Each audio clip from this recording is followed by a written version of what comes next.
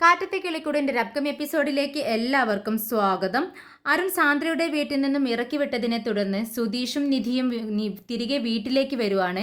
വരുന്ന വഴിക്ക് രണ്ടുപേരും ഭക്ഷണം കഴിക്കാനായി ഒരു ഹോട്ടലിൽ കയറുന്നുണ്ട്. സുധീഷ് തൻ്റെ ഫോണിലേക്ക് വരുന്ന ഒരു മെസ്സേജ് ശ്രദ്ധിക്കുന്നുണ്ട്. അത് നിധിയുടെ ചേച്ചി സാന്ദ്രയുടെ ഫോണിൽ നിന്നും വന്ന ഒരു വീഡിയോ ആണ്. പെട്ടെന്ന് സുധീഷ് തൻ്റെ ഫോൺ എടുത്ത് നിധിക്ക് കൊടുക്കുന്നുണ്ട്. നിധി, നീ ഈ വീഡിയോ ഒന്ന് കണ്ടു നോക്ക്, നിന്റെ ചേച്ചി അയച്ചതാണെന്ന് പറയുന്നു.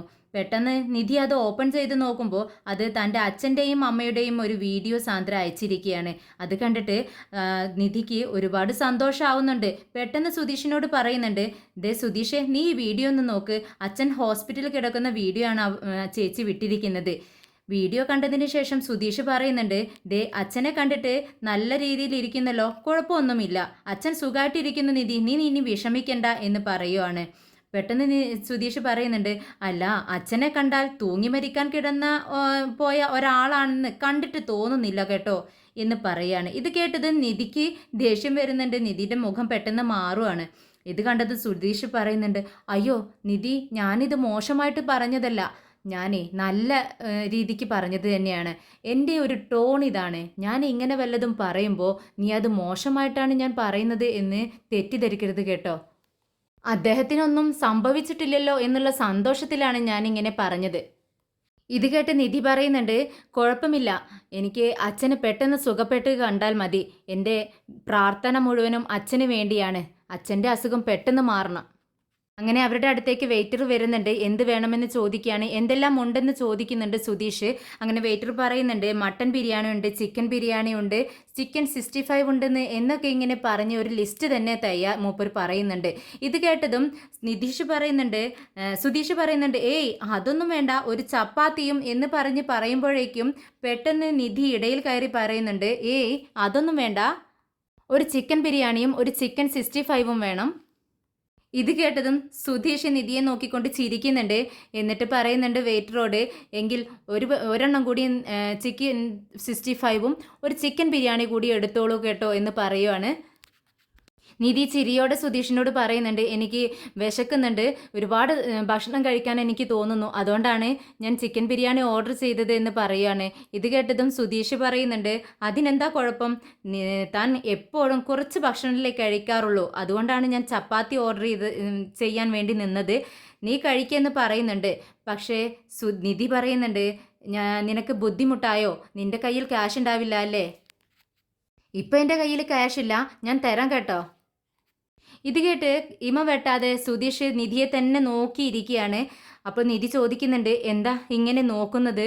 അല്ല, ഞാൻ തന്നെ എൻ്റെ മനസ്സിൽ എത്ര ഉയരത്തിലാണ് കയറ്റി വെച്ചിരിക്കുന്നത് എന്നറിയാവോ? അത് പെട്ടെന്ന് ഇല്ലാതാക്കല്ലേ. ക്യാഷ് പറഞ്ഞ് എന്നെ ഇങ്ങനെ വിഷമിപ്പിക്കരുതെന്ന് പറയുന്നുണ്ട് സുധീഷ്. ഉടനെ നിധി പറയുന്നുണ്ട്, അല്ല, ക്യാഷ് ഇല്ലാത്തത് കാരണം അവിടുന്ന് ആരോടോ ഫോണിൽ കൂടി ചോദിക്കുന്നത് ഞാൻ കേട്ടു, അതുകൊണ്ടാണ് ഞാനിങ്ങനെ പറഞ്ഞത്. ഇത് കേട്ടതും സുധീഷിന് കാര്യം പിടുത്തം കിട്ടുന്നുണ്ട്. നേരത്തെ ചേട്ടനോട് ക്യാഷ് ഫോണിലൂടെ ചോദിക്കുന്നത് ഈ പെൺകുട്ടി കേട്ടിരിക്കുന്നു. എന്തായാലും സുധീഷ് മനസ്സിൽ ചിന്തിക്കുന്നുണ്ട്, അയ്യോ ദൈവമേ, ഈ പെൺപിള്ളേരെ എന്തിനാ ഇത്ര ഷാർപ്പായിട്ട് സൃഷ്ടിച്ചിരിക്കുന്നത്? അയ്യോ, അത് ഞാൻ ചോദിച്ചതേ വേറെ ആരോടുമല്ല, എൻ്റെ ചേട്ടനോടാ ചോദിച്ചത്. എൻ്റെ ഗൂഗിൾ പേയിൽ ക്യാഷ് ഇല്ല, പക്ഷേ ക്യാഷ് വീട്ടിലുണ്ടായിരുന്നു, ഞാൻ വരുന്ന വഴിക്ക് എടുക്കാൻ മറന്നുപോയി, അതാണ്ടാ ഞാൻ ചേട്ടനോട് ചോദിച്ചതെന്ന് സുധീഷ് പറയുന്നുണ്ട്. നിങ്ങളുടെ ചേട്ടൻ നല്ല ചേട്ടനാണല്ലേ എന്ന് പറയുകയാണ് നിധി. ഇത് കേട്ടതും സുധീഷ് പറയുന്നുണ്ട്, ശരിയാ, എൻ്റെ വീട് എൻ്റെ വീട്ടുകാരെന്നൊക്കെ പറയുമ്പോൾ എനിക്കത്ര വിലയൊന്നും തോന്നിയിരുന്നില്ല, പക്ഷേ തൻ്റെ വീട്ടിൽ വന്നപ്പോഴാണ് ഞാൻ അറിഞ്ഞത് എൻ്റെ വീട് ഒരു സ്വർഗമാണെന്ന്. അതെന്താ നിനക്ക് വീടിനോട് അത്ര ഇംപ്രഷൻ ഇല്ലാത്തത് എന്ന് പറയുകയാണ് ചോദിക്കുന്നുണ്ട് നിധി. ഇത് കേട്ടതും സുധീഷ് പറയുന്നുണ്ട്, അല്ല, എൻ്റെ വീട്ടിൽ അമ്മയില്ലല്ലോ, അമ്മയില്ലാത്തത് കൊണ്ട് ആ വീട്ടിലേക്ക് പോവാൻ തന്നെ എനിക്ക് തോന്നാറില്ല. നിങ്ങൾക്ക് നിങ്ങളുടെ അച്ഛനുമായിട്ട് അത്ര അടുപ്പമില്ലേ എന്ന് നിധി ചോദിക്കുന്നുണ്ട്. ഇത് കേട്ടിട്ട് സുധീഷ് പറയുന്നുണ്ട്, എൻ്റെ അച്ഛനെ നീ അന്ന് കണ്ടതല്ലേ, അച്ഛനുമായിട്ട് ഞങ്ങൾ അത്ര വലിയ ബന്ധമൊന്നുമില്ല, പിന്നെ അച്ഛൻ എവിടെ ആരോട് എന്ത് സംസാരിക്കണമെന്ന് അറിയില്ല, നിന്നോട് തന്നെ അന്ന് കണ്ടില്ലേ പെരുമാറിയ രീതി, ഒട്ടും ഇഷ്ടമായില്ല എനിക്ക് എന്ന് പറയുന്നുണ്ട് സുധീഷ്. ഇത് കേട്ട് നിധി ചിരിക്കുന്നുണ്ട്. അതെന്തിനാ, അതത്ര വലിയ കുഴപ്പമൊന്നുമില്ലല്ലോ, അന്ന് തൻ്റെ അച്ഛൻ ഡാൻസ് ചെയ്തത് അടിപൊളിയായിരുന്നു, എനിക്കിഷ്ടമായി. ആദ്യമൊന്നും കുഴപ്പമുണ്ടായിരുന്നില്ല. എൻ്റെ അമ്മ പോയതിന് ശേഷം അച്ഛൻ ഇങ്ങനെ ആയത് എന്ന് സുധീഷ് പറയുകയാണ്. എന്തായാലും നിന്റെ വീടിനേക്കാളും ബെറ്ററാ എൻ്റെ വീട്. നിന്റെ വീട്ടിലുള്ളവർ എത്ര പെട്ടെന്നാ സിംഹത്തെ പോലെ ആയത്. വീട്ടിലുള്ളവരെല്ലാവരും പാവത്താനെ പോലെ ഇരിക്കുകയായിരുന്നു. പെട്ടെന്ന് സിംഹത്തിനെ പോലെയായി എല്ലാവരും എന്ന് പറയുകയാണ് സുധീഷ്. നീ പറയുന്നത് ശരിയാ. ഈ കല്യാണ വിഷയം വരുന്നവരേക്കും അവർക്കെല്ലാവർക്കും എന്നെ ഒരുപാട് ഇഷ്ടമായിരുന്നു. പക്ഷേ അതിന് ശേഷമാണ് ഈ പ്രശ്നങ്ങളെല്ലാം ഉണ്ടായത്. എൻ്റെ അച്ഛനും എൻ്റെ ചേട്ടനും എന്നെ ഒരുപാട് ഇഷ്ടമായിരുന്നു. അങ്ങനെ നിധി ചേട്ടനും അച്ഛനും തന്നോടുള്ള സ്നേഹത്തെപ്പറ്റി തോരാതെ സംസാരിച്ചുകൊണ്ടിരിക്കുകയാണ്. അതെല്ലാം കേട്ടുകൊണ്ടിരിക്കുന്നുണ്ട് സുധീഷ്. അപ്പോഴേക്കും അവർക്കുള്ള ഭക്ഷണം കൊണ്ടുവരുന്നുണ്ട്. അത് കിട്ടിയതും നിധി വളരെ ആഗ്രഹത്തോടു കൂടി, ആർത്തിയോടു കൂടി എന്ന് പറയാം, ഭക്ഷണം കഴിച്ചു തുടങ്ങുകയാണ്. ഇത് കണ്ട് സുധീഷ് അത് കണ്ട് ചിരിക്കുന്നുണ്ട്. പെട്ടെന്ന് നിധി ചോദിക്കുന്നുണ്ട്, എന്താ നീ ചിരിക്കുന്നത്? ഏയ് ഒന്നുമില്ല, താൻ കഴിച്ചോ. എന്താ, ഞാൻ വളരെ മോശമായിട്ടാണോ ഇങ്ങനെ കഴിക്കുന്നത്? കാണാൻ അത്ര വൃത്തിയില്ലാതെ തോന്നുന്നുണ്ടോ തനിക്കെന്ന് ചോദിക്കുകയാണ്. ഏയ് ഇല്ല ഇല്ല, താൻ എങ്ങനെ വേണമെങ്കിലും കഴിച്ചോ, താനൊന്ന് കഴിച്ചാൽ മതി എന്ന് പറയുകയാണ് സുധീഷ്. ഭക്ഷണം കഴിച്ചാൽ വീണ്ടും യാത്ര തുടരുകയാണ്. കുറച്ചു നേരം നിധി ഉറങ്ങുന്നുണ്ട്. പെട്ടെന്ന് എഴുന്നേറ്റിട്ട് സുധീഷിനോട് ചോദിക്കുന്നുണ്ട്, സുധീഷ് ഞാൻ ഉറങ്ങിയോ? നന്നായിട്ട് ഉറങ്ങി. ഇത്ര നേരം താൻ ഉറങ്ങുമായിരുന്നു. ബിരിയാണിയൊക്കെ കഴിച്ചതല്ലേ സുധീഷ്, പെട്ടെന്ന് ഉറങ്ങിപ്പോയി. പെട്ടെന്ന് സുധീഷ് ഒരു ചോക്ലേറ്റ് എടുത്ത് നിധിക്ക് കൊടുക്കുന്നുണ്ട്. താങ്ക് യു എന്ന് പറഞ്ഞുകൊണ്ട് ചോക്ലേറ്റ് കഴിച്ചുകൊണ്ടിരിക്കുകയാണ് നിധി. അപ്പോൾ ചോദിക്കുന്നുണ്ട്, ഇനി നമ്മൾ പോകുന്നത് പോലീസ് സ്റ്റേഷനിലേക്കല്ലേ സുധീഷ് എന്ന് ചോദിക്കുകയാണ്. ഇത് കേട്ടത് സുധീഷ് പറയുന്നുണ്ട്, ആ അതെ, നമ്മൾ സ്റ്റേഷനിലേക്കാണ് പോകുന്നത്. ഇങ്ങനെ പറഞ്ഞെങ്കിലും സുധീഷിൻ്റെ മനസ്സിലെ ഭയമാണ്. ദൈവത്തോട് പ്രാർത്ഥിക്കുന്നുണ്ട്, ദൈവമേ ഈ മാരേജ് സർട്ടിഫിക്കറ്റിൽ നിന്നും എന്നെ ഒന്ന് രക്ഷിക്കണേ. അത് കണ്ടു കഴിഞ്ഞാൽ ഇവളുടെ രൂപം എങ്ങനെയാവുമെന്ന്, ഇവളുടെ പ്രതികരണം എങ്ങനെയാവുമെന്ന് എനിക്ക് അറിയത്തില്ല. എന്നെ കാത്തോളണേ എന്ന് പറഞ്ഞുകൊണ്ട് പ്രാർത്ഥിക്കുന്നുണ്ട് മനസ്സിൽ. നിങ്ങൾ നന്നായി വണ്ടി ഓടിക്കുന്നുണ്ട്, അടിപൊളി വണ്ടി ഡ്രൈവിംഗ് ആണ്.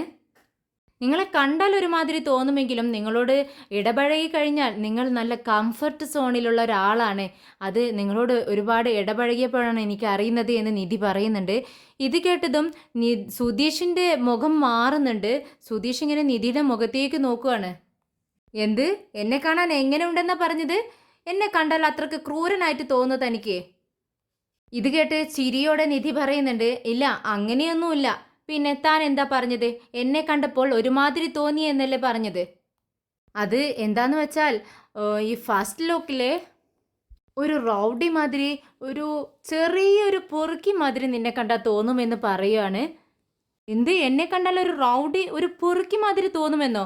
നീ എന്തായി പറയുന്നത്? ആ അതെ, ചെറുതായിട്ട്, വലുതായിട്ടൊന്നുമില്ല, ചെറുതായിട്ട് തോന്നുമെന്നാണ് ഞാൻ പറഞ്ഞത്. താൻ നടക്കുന്നത്, തൻ്റെ ഷർട്ടിൻ്റെ ആ 2 ബട്ടൺ അഴിച്ചിട്ടിരിക്കുന്നത് കണ്ടില്ലേ, അത്, തൻ്റെ സംസാര രീതി, ഇതെല്ലാം കാണുമ്പോൾ ഒരു ലൈറ്റായിട്ട് ഒരു റൗഡി ലുക്കുണ്ട് തനിക്ക്. ഇത് കേട്ട് സുധീഷ് ചോദിക്കുന്നുണ്ട്, അപ്പോൾ ഒരു ഫസ്റ്റ് കാണുമ്പോൾ ലുക്ക് അങ്ങനെയാണെങ്കിൽ രണ്ടാമത്തെയും മൂന്നാമത്തെയും ലുക്കിൽ ഞാൻ നല്ലവനാണ് എന്ന് തനിക്ക് മനസ്സിലായോ എന്ന് ചോദിക്കുകയാണ്. ഇത് കേട്ടതും നിധി പറയുന്നുണ്ട്, അങ്ങനെ രണ്ടാമത്തെ മൂന്നാമത്തെ ലുക്കിൽ തന്നെ കണ്ടാൽ ഒരു പെൺപിള്ളവരോട് ഒരു അറ്റാച്ച്മെൻ്റ്, ഒരു സൗഹൃദം സൃഷ്ടിക്കുന്ന പോലെയൊക്കെ തോന്നും തന്നെ കണ്ടാൽ. ഇത് കേട്ട് സുധീഷിൻ്റെ കിളി പോകുന്നുണ്ട്. സുധീഷ് മനസ്സിൽ ചിന്തിക്കുന്നുണ്ട്, അയ്യോ ഇവളെൻ്റെ സ്വഭാവം, ശരിക്കുമുള്ള സ്വഭാവം മനസ്സിലാക്കിയിട്ട് വെച്ചിരിക്കുന്നല്ലോ. തന്നോടുള്ള സൗഹൃദം കൊണ്ട് ഞാൻ ഇങ്ങനെയൊക്കെ സംസാരിക്കുന്നത് വെച്ച് എല്ലാ പെൺപിള്ളേരോടും ഞാൻ അങ്ങനെയാണെന്ന് താൻ ധരിച്ചു വെച്ചോ? അങ്ങനെയാണെങ്കിൽ താൻ എന്നെക്കുറിച്ച് ധരിച്ചതെല്ലാം തെറ്റാണ്, തെറ്റെന്നിങ്ങനെ പറഞ്ഞുകൊണ്ടിരിക്കുകയാണ് സുധീഷ്. ഏയ് ഞാൻ അങ്ങനെയല്ല പറഞ്ഞത്. പിന്നെ പിന്നെ തന്നോട് ഇടപഴകുന്നതോടുകൂടെ എല്ലാം മനസ്സിലാവും. താൻ കുഴപ്പക്കാരനല്ലെന്ന് പിന്നീട് മനസ്സിലാവും. അങ്ങനെ രണ്ടുപേരും ചിരിച്ചു സംസാരിച്ചുകൊണ്ട് ഇങ്ങനെ വരുന്നുണ്ട്. അങ്ങനെ സുനന്ദ അടിച്ചു വാരിക്കൊണ്ടിരിക്കുകയാണ്. അപ്പോഴേക്കും ഒരു പെൺകുട്ടി ഒരു കിറ്റുമായി വന്ന് സുനന്ദയോട് പറയുന്നുണ്ട്, ചേച്ചി ചേച്ചി തയ്ക്കാൻ തന്ന ബ്ലൗസ് ഇതാ. ഇത് കേട്ട് ലളിത ചോദിക്കുന്നുണ്ട്, എന്താ സുനന്ദ അത്? നീ എന്നാ ബ്ലൗസ് പീസ് എടുത്തത്? എൻ്റെ അറിവിൽ നിനക്കിനി തയ്ക്കാനുള്ള ബ്ലൗസ് പീസൊന്നും ഇല്ലല്ലോ എന്ന് ചോദിക്കുകയാണ്. ഇത് കേട്ടിട്ട് സുനന്ദ പറയുന്നുണ്ട്, അത് അമ്മേ, കഴിഞ്ഞ ദീപാവലിക്ക് ഞാൻ എടുത്തതാണ്, അത് തയ്ച്ചിട്ടുണ്ടായിരുന്നില്ല, തയ്ക്കാൻ വേണ്ടി കൊടുത്തേക്കായിരുന്നു എന്നിങ്ങനെ വിക്കലോടുകൂടി സുനന്ദ പറയുന്നുണ്ട്. ശരിക്കും അത് സുധീഷിൻ്റെയും നിധിയുടെയും റിസപ്ഷന് വേണ്ടി നിധിയുടെ ബ്ലൗസ് തയ്ക്കാൻ വേണ്ടി സുനന്ദ കൊടുത്തിട്ടുണ്ടായിരുന്നു. അതാണ് ആ ബ്ലൗസ്. പക്ഷേ അത് മറച്ചു പിടിക്കാൻ വേണ്ടി സുനന്ദ കള്ളം പറയുന്നുണ്ട് അമ്മയോട്. സുനന്ദ പെട്ടെന്ന് ആ പെൺകുട്ടിയോട് പോ എന്ന് പറഞ്ഞുകൊണ്ട് കണ്ണുകൊണ്ട് ഇങ്ങനെ കാട്ടുന്നത് ലളിത ശ്രദ്ധിക്കുന്നുണ്ട്. ലളിത പറയുന്നുണ്ട്, എന്താ സുനന്ദേ നിനക്കൊരു കള്ളത്തരം, നീ എന്തിനാ ആ പെൺകുട്ടിയോട് ഇങ്ങനെ കണ്ണുകൊണ്ട് കാണിക്കുന്നത്, എന്താ ഞാൻ കാണുന്നില്ലെന്ന് വിചാരിച്ചോ? ഇത് കേട്ടത് സുനന്ദ പറയുന്നുണ്ട്, എന്താ അമ്മ പോലീസാണോ ഇങ്ങനെ കസ്റ്റഡിയിലെടുത്ത് ക്വസ്റ്റ്യൻ ചെയ്യുന്നത് പോലെ ഇത്രമാത്രം കർശനമായിട്ട് ചോദിക്കാൻ, എന്തിനാ ഇങ്ങനെയൊക്കെ സംസാരിക്കുന്നതെന്ന് ചോദിക്കുകയാണ്. ഉടനെ തന്നെ ലളിത പെൺകുട്ടിയോട് ചോദിക്കുന്നുണ്ട്, എന്താ മോളെ നീ എന്തായി കൊണ്ടുവന്ന് കൊടുത്തത്, ധാരുടെ ബ്ലൗസാ എന്ന് ചോദിക്കുകയാണ്. അത് ചേച്ചി നിങ്ങളുടെ ചേട്ടൻ്റെ മരുമകൾക്ക് ബ്ലൗസ് തയ്ച്ചു കൊണ്ടുവന്ന് കൊടുത്തതാണ്. ഇത് കേട്ടതും ലളിതയ്ക്ക് ദേഷ്യം വരുന്നുണ്ട്. എന്താടി നീ കാണിച്ചു വെച്ചിരിക്കുന്നത്, നീയാണോടി അവൾക്ക് ബ്ലൗസ് തയ്ച്ചു കൊടുക്കുന്നതെന്ന് ചോദിക്കുകയാണ്. ഉടനെ തന്നെ പെൺകുട്ടി സുനന്ദയോട് ചോദിക്കുന്നുണ്ട്, എന്താ സുനന്ദ ഇത്, അമ്മയ്ക്ക് അറിയാതെയാണോ നീ ഇതൊക്കെ ചെയ്യുന്നത്? അത് അമ്മ, ആ പെൺകുട്ടിക്ക് പുതുപ്പെണ്ണിന് ബ്ലൗസ് തയ്ക്കണമെന്ന് പറഞ്ഞു, അവർക്ക് അറിയില്ലെന്ന് പറഞ്ഞതുകൊണ്ടാണ് ഞാൻ അവരെ ഹെൽപ്പ് ചെയ്യാമെന്ന് പറഞ്ഞത്. അതുകൊണ്ട് എനിക്കറിയാവുന്ന സ്ഥലത്ത് ഞാൻ തയ്ക്കാൻ കൊടുത്തതാണ് അമ്മേ എന്ന് പറയുമ്പോൾ, ഇതാണോടി നിനക്ക് പറ്റിയ പണി, നിന്നോട് ഞാൻ അവിടെ കയറിപ്പോകരുതെന്ന് പറഞ്ഞിട്ടില്ലേ എന്ന് ചോദിക്കുന്നുണ്ട് ലളിത. താടി ഇങ്ങോട്ട് താ എന്ന് പറഞ്ഞുകൊണ്ട് സുനന്ദയുടെ കയ്യിലുള്ള കവർ പിടിച്ചു വലിക്കുകയാണ് ലളിത. പക്ഷേ വേണ്ടമ്മ വേണ്ട എന്നിങ്ങനെ പറഞ്ഞുകൊണ്ടിരിക്കുന്നുണ്ട് സുനന്ദ. ലളിത അവളുടെ കവിളത്തൊന്ന് കൊടുക്കുന്നുണ്ട്. ഈ ഡ്രസ്സ് ഇന്ന് അവൾ ഇട്ടുകൊണ്ട് നിൽക്കില്ല, എനിക്ക് കാണണം ഇടുന്നതെന്ന് പറഞ്ഞുകൊണ്ട് തട്ടിപ്പറിച്ച് സുനന്ദയുടെ കയ്യിൽ നിന്നും ആ കവർ മേടിച്ച് നോക്കുന്നുണ്ട് ലളിത. കവറിൽ നിന്നും പെട്ടെന്ന് ആ ബ്ലൗസ് എടുക്കുകയാണ് ലളിത. പെട്ടെന്ന് അലറി വിളിക്കുന്നുണ്ട് സുനന്ദ. എന്നിട്ട് പറയുന്നുണ്ട്, അമ്മ ആ ബ്ലൗസ് എന്തെങ്കിലും ചെയ്താലുണ്ടല്ലോ ഞാൻ അമ്മയാണെന്നും പോലും നോക്കത്തില്ല എന്നിങ്ങനെ വിരൽ ചൂണ്ടിക്കൊണ്ടാണ് സുനന്ദ പറയുന്നുണ്ട്. അത് കേട്ട് ലളിത പറയുന്നുണ്ട്, എന്താടി നീ ചെയ്യുക, നീ എന്നെ എന്ത് ചെയ്യുമടി, പറയടി നീ എന്നെ എന്ത് ചെയ്യുമെന്നിങ്ങനെ ദേഷ്യത്തോടെ ലളിത ചോദിക്കുന്നുണ്ട്. പെട്ടെന്ന് പകച്ചു പോവുകയാണ് സുനന്ദ. പെട്ടെന്ന് അവിടെ കിടന്നിരുന്ന ആ ബ്ലൗസ് എടുത്ത് പുറത്തേക്ക് ഓടുന്നുണ്ട്, പിറകെ ഓടുന്നുണ്ട് ലളിത. എന്നിട്ട് പറയുന്നുണ്ട്, കൊണ്ടുപോടി നീ കൊണ്ടുപോ, നീ ഇങ്ങോട്ട് തന്നെയല്ലേ കയറി വരുന്നത്, നിന്നെ ഞാൻ കാണിച്ചു തരാമെന്ന് പറയുന്നുണ്ട്. അങ്ങനെ സുധീഷും നിധിയും കൂടി പോലീസ് സ്റ്റേഷനിൽ എത്തുന്നുണ്ട്. സാർ എവിടെയെന്ന് ചോദിക്കുമ്പോൾ അകത്തുണ്ട്, ഇപ്പോൾ വരും നിങ്ങളെവിടെ ഇരിക്കുമെന്ന് പറയുകയാണ്. അങ്ങനെ നിധി പതിയെ അവിടെ ഒരു ബെഞ്ചിൽ ഇരിക്കുന്നുണ്ട്. അപ്പോഴാണ് അവിടെ നടന്ന സംഭവങ്ങളെല്ലാം അവളുടെ മനസ്സിലേക്ക് വരുവാണ്. വിഷമം വരുന്നുണ്ട് അവൾക്ക്. അത് കണ്ടിട്ട് സുധീഷ് ചോദിക്കുന്നുണ്ട്, എന്ത് പറ്റി നിധി, നിന്റെ മുഖം എന്താ വല്ലാതിരിക്കുന്നത്? അത് ഞാൻ അവസാനമായി അന്ന് അച്ഛനെ ഇവിടെ വെച്ചല്ലേ കണ്ടത്, പെട്ടെന്ന് ഇവിടെ കയറി വന്നപ്പോൾ എനിക്കതെല്ലാം ഓർമ്മ വന്നു.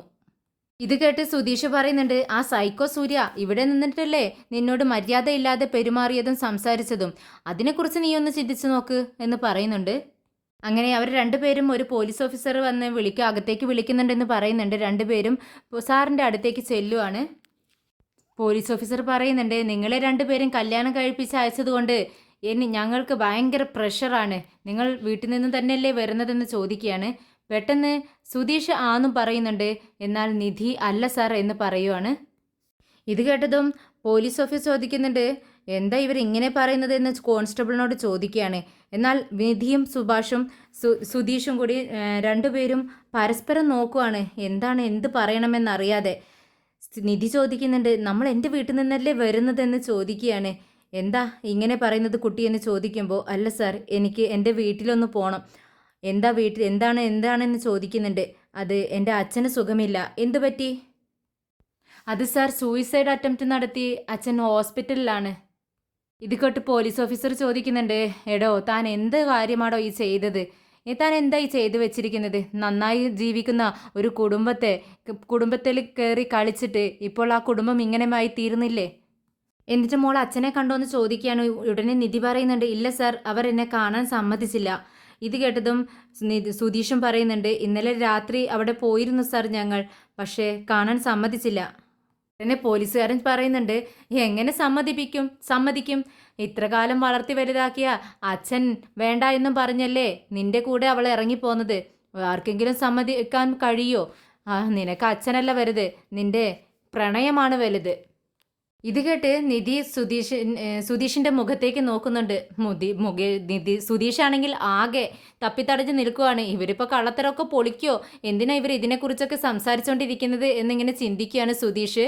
പെട്ടെന്ന് കോൺസ്റ്റബിൾ ചോദിക്കുന്നുണ്ട്, അല്ല താൻ ഇവളെ നന്നായിട്ട് നോക്കുന്നില്ലേ? എന്തൊരു ചോദ്യമാണിത് സാർ, ഞാൻ നന്നായിട്ട് നോക്കുന്നുണ്ട്. പിന്നീട് പോലീസുകാരൻ പറയുന്നുണ്ട്, കല്യാണം കഴിച്ചാൽ മാത്രം പോരെ മോളെ, പാരൻസിനെ ധിക്കരിച്ച് കല്യാണം കഴിക്കുമ്പോൾ നന്നായി ജീവിച്ച് കാണിക്കണം, അല്ലെങ്കിൽ ഞങ്ങളെ പറഞ്ഞത് കേൾക്കാതെ പോയി കല്യാണം കഴിച്ചതിന് നീ അനുഭവിക്കണമെന്ന് അവർ ഒരിക്കൽ പറയും. അങ്ങനെ പറയാനുള്ള ഇട വരുത്തരുത് താൻ. പെട്ടെന്ന് പോലീസുകാരൻ ഒരു ഫോം ഫില്ല് ചെയ്യാൻ വേണ്ടി ഇതിലൊരു സൈൻ ചെയ്യേ, എന്നിട്ട് രണ്ടുപേരും സൈൻ ചെയ്യണമെന്ന് പറയുവാണ്. അപ്പോൾ നിധി ചോദിക്കുന്നുണ്ട്, എന്ത് സൈനാണ് സാർ എന്ന് ചോദിക്കുകയാണ്. അപ്പോൾ സുധീഷ് പറയുന്നുണ്ട്, സൈനല്ലേ ചോദിക്കുന്നത്, താനൊരു സൈൻ അങ്ങ് ഇട്ടുകൊടുത്തേക്കെന്ന് പറയുവാണ്. തൻ്റെ കയ്യിലൊരു സർട്ടിഫിക്കറ്റ് ഉണ്ടായിരുന്നു പോലീസ് ഓഫീസറുടെ, അത് ചൂണ്ടിക്കാണിച്ചിട്ട് പറയുന്നുണ്ട്, ഈ സർട്ടിഫിക്കറ്റ് വാങ്ങിയിട്ട് നിങ്ങൾ പോയിക്കോ. അങ്ങനെ സുധീഷ് ഒപ്പിട്ടതിന് താഴെ നിധിയും ഒപ്പിട്ട് കൊടുക്കുകയാണ്. അതിനുശേഷം പോലീസുകാരൻ പറയുന്നുണ്ട്, ഇന്നാ നിങ്ങളുടെ രണ്ടുപേരുടെയും മാരേജ് സർട്ടിഫിക്കറ്റ്. ഇത് കേട്ടതും ഇരുന്നിടത്ത് നിന്ന് പെട്ടെന്ന് നിധി അങ്ങ് എഴുന്നേൽക്കുന്നുണ്ട്. എന്ത് എന്ന് ചോദിക്കുകയാണ്. നിങ്ങളുടെ മാരേജ് സർട്ടിഫിക്കറ്റ് എന്ന് പറയുന്നുണ്ട് വീണ്ടും പോലീസുകാരൻ. സിറ്റുവേഷൻ മോശമാകുന്നു എന്ന് സുധീഷിന് മനസ്സിലാവുകയാണ്. പെട്ടെന്ന് സുധീഷ് പറയുന്നുണ്ട്, സാർ ഞങ്ങൾ സർട്ടിഫിക്കറ്റൊക്കെ തരാൻ ഞങ്ങൾ അത്ര വലിയ കാര്യങ്ങളൊക്കെയാണോ ചെയ്തത്, എന്തിനാ ഇത്ര പെട്ടെന്ന് മാരേജ് സർട്ടിഫിക്കറ്റൊക്കെ തരുന്നതെന്ന് ചോദിക്കുന്നുണ്ട്. പോലീസുകാരൻ പറയുന്നുണ്ട്, ദേ നോക്ക് മോളെ, ഇത് നിങ്ങളുടെ മാരേജ് സർട്ടിഫിക്കറ്റ്. നിയമപ്രകാരം നിങ്ങൾ ഭാര്യയും ഭർത്താവുമായി എന്നുള്ളതിനുള്ള ഒരു തെളിവാണിത്. സർട്ടിഫിക്കറ്റ് കണ്ട് നിധി ഞെട്ടുന്നു. നിധി സുധീഷിൻ്റെ മുഖത്തേക്ക് നോക്കുവാണ്. സുധീഷാണെങ്കിൽ ഒന്നും അറിയാത്ത കുട്ടിയെപ്പോലെ കൈ മലർത്തുന്നു.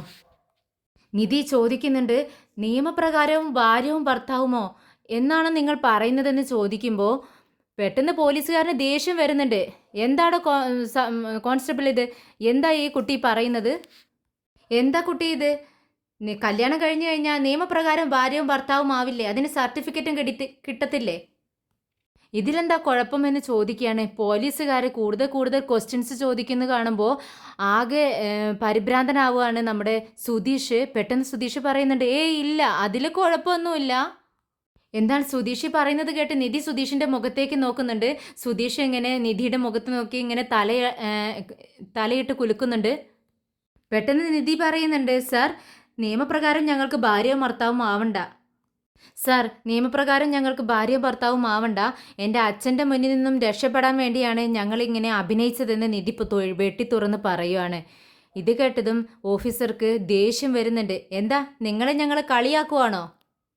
പെട്ടെന്ന് കോൺസ്റ്റബിൾ പറയുന്നുണ്ട്, എന്താ കുട്ടി ഇത്, ഒരു ദിവസം മുഴുവൻ ഇതിൻ്റെ പിറകെ നടന്ന് ചർച്ച ചെയ്ത് നിങ്ങളെ രണ്ടാളെയും രക്ഷിച്ചെടുത്ത് വിവാഹവും കഴിച്ച് നിങ്ങളെ സേഫാക്കിയപ്പോൾ ഞങ്ങളെ കളിയാക്കുവാണോ നിങ്ങൾ? എന്താ നിങ്ങളുടെ രണ്ടുപേരുടെയും പ്രശ്നമെന്ന് ചോദിക്കുകയാണ്. പെട്ടെന്ന് ഇടയിൽ കയറി സുധീഷ് സംസാരിക്കുന്നുണ്ട്. നിധി നീ കുറച്ചു നേരം വെളിയിൽ നിൽക്കും, ഞാൻ ഇവരോട് സംസാരിച്ചിട്ട് വരാമെന്ന് സുധീഷ് പറയുകയാണ്. അല്ല സുധീഷ് ഞാൻ പറയട്ടെ എന്ന് പറയുമ്പോൾ നിധിയെ ഒന്നും തന്നെ പറയാനായി സുധീഷ് സമ്മതിക്കുന്നില്ല. നിധി ഞാൻ പറയുന്നത് കേൾക്ക്, നീ കുറച്ചു നേരം പുറത്ത് നിൽക്ക്, ഞാൻ ഇവരോട് സംസാരിച്ചിട്ട് വരാമെന്ന് പറയുവാണ്. അങ്ങനെ നിധി പുറത്തിറങ്ങി നിൽക്കുന്നുണ്ട്. സുധീഷ് പോലീസുകാരോട് പറയുന്നുണ്ട്, സർ അവളുടെ അച്ഛൻ ആത്മഹത്യ ചെയ്യാൻ ശ്രമിച്ചതിന് മുതൽ അവൾ ഇങ്ങനെയാണ്, അവളാകെ ടെൻഷനിലാണ്, നിങ്ങൾ അവളോട് ഇങ്ങനെ ടെൻഷനാക്കുന്ന ചോദ്യങ്ങളൊന്നും ചോദിക്കരുതെന്ന് പറയുന്നുണ്ട്. ഉടനെ കോൺസ്റ്റബിൾ ചോദിക്കുന്നുണ്ട്, പിന്നെ ഞങ്ങൾ അങ്ങനെയുള്ള ക്വസ്റ്റ്യൻസ് ഒന്നും ചോദിച്ചില്ലല്ലോ, ആ പെൺകുട്ടി എന്താ ഇങ്ങനെയൊക്കെ പറഞ്ഞത്, നിങ്ങൾ രണ്ടുപേരും തമ്മിൽ നടന്ന വിവാഹം ഒരു വെറുതെ നടന്നതാണ്, അഭിനയിച്ചതാണ് എന്നൊക്കെ പറഞ്ഞല്ലോ. പെട്ടെന്ന് സുധീഷ് പറയുന്നുണ്ട്, സർ അത് ന്യൂ ജനറേഷൻ അല്ലേ സർ, അതുകൊണ്ടാണ് അങ്ങനെയൊക്കെ പറഞ്ഞത്. പെട്ടെന്ന് പോലീസുകാരൻ ചോദിക്കുന്നുണ്ട്, എന്താ താൻ ഉദ്ദേശിച്ചത്, എന്താ നിങ്ങൾ ലിവിങ് ടുഗദർ ആയിരുന്നോ എന്ന് ചോദിക്കുകയാണ്. മനമില്ല മനസ്സോടെ നമ്മുടെ സുധീഷിന് അത് സമ്മതിച്ചു കൊടുക്കേണ്ടി വരുവാണ്. അതെ സർ അങ്ങനെ എന്നിങ്ങനെ പറയുന്നുണ്ട് സുധീഷ്. എങ്ങനെയെങ്കിലും ഇവരുടെ കയ്യിൽ നിന്നും ഒന്ന് രക്ഷപ്പെട്ടാൽ മതി എന്നായി സുധീഷിന്. സാർ എന്നെ അവൾക്ക് വലിയ ഇഷ്ടമാണ്, അതുകൊണ്ടാണ് സാർ വിളിച്ചപ്പോഴേക്കും എന്നോടൊപ്പം അവൾ ഓടി വന്നത്. പക്ഷേ അവൾക്ക് വിവാഹം കഴിക്കുന്നതിൽ അത്ര താല്പര്യമില്ലായിരുന്നു. ഇതെല്ലാം കേട്ട് പോലീസ് ഓഫീസർ പറയുന്നുണ്ട്, എടോ ഈ ലിവിങ് ടുഗദർ എന്നൊക്കെ പറയുന്നത് സിനിമയിൽ മാത്രമേ നടക്കത്തുള്ളൂ, ജീവിതത്തിൽ ഇതൊന്നും നടക്കത്തില്ല. എന്താടോ ഇത്, ഇങ്ങനെയുള്ള ജനറേഷനൊക്കെ എവിടെ ചെന്ന് എത്തുമെന്നാണ് വിചാരിക്കുന്നതെന്ന് ചോദിക്കുന്നുണ്ട് കോൺസ്റ്റബിളിനോട്. എന്തായാലും ആ പെൺകുട്ടിയോട് നീ പറഞ്ഞ് മനസ്സിലാക്ക്, നീ പറഞ്ഞ് മനസ്സിലാക്കുന്നോ അതോ ഞാൻ മനസ്സിലാക്കിക്കണോ എന്ന് ചോദിക്കുകയാണ്. ഇത് കേട്ടതും പെട്ടെന്ന് സുധീഷ് പറയുന്നുണ്ട്, വേണ്ട സാർ ഒന്നും പറയണ്ട, ഞാൻ പറഞ്ഞവളെ മനസ്സിലാക്കിക്കാം എന്നും പറഞ്ഞുകൊണ്ട് അവിടെ നിന്നും സുധീഷ് നിധിയുടെ അടുത്തേക്ക് പോവാണ്. സുധീഷ് നിധിയോട് പറയുന്നുണ്ട്, എന്താ താൻ ഇങ്ങനെയൊക്കെ പോലീസിനോട് പറഞ്ഞത്, നമുക്ക് വിവാഹം ലീഗലായിട്ട് വേണ്ടായിരുന്നു എന്നൊക്കെ. പിന്നെ നമ്മൾ അങ്ങനെ തന്നെയല്ലേ പറഞ്ഞത്, ലീഗലായിട്ടല്ലല്ലോ നമ്മുടെ വിവാഹം, വേറെ ഒരു വെറുതെ ചെയ്ത വിവാഹമല്ലേ, ഇവിടെ നിന്ന് രക്ഷപ്പെടാൻ വേണ്ടി മാത്രം എന്ന് ചോദിക്കുകയാണ്. അതൊക്കെ അങ്ങനെ തന്നെ, പക്ഷെ അങ്ങനെയൊക്കെ പറഞ്ഞാൽ ഈ പോലീസുകാർ സമ്മതിച്ചു തരുമോ നിധി? നിധി ചോദിക്കുന്നുണ്ട്, നിയമപ്രകാരം വിവാഹം കഴിഞ്ഞു എന്ന് പറയുന്നു, അപ്പോൾ അതെന്താ അങ്ങനെ എന്ന് ചോദിക്കുകയാണ്. ഉടനെ സിദ്ധീഷ് പറയുന്നുണ്ട്, എനിക്കറിയില്ല നിധി, ദേ പോലീസ് സ്റ്റേഷനിൽ വെച്ച് വിവാഹം കഴിഞ്ഞാൽ നിയമപ്രകാരം തന്നെ ആയിരിക്കുമല്ലോ. ഇതാ ഇവരിപ്പോൾ പറയുമ്പോഴാണ് ഞാനും അറിയുന്നത്.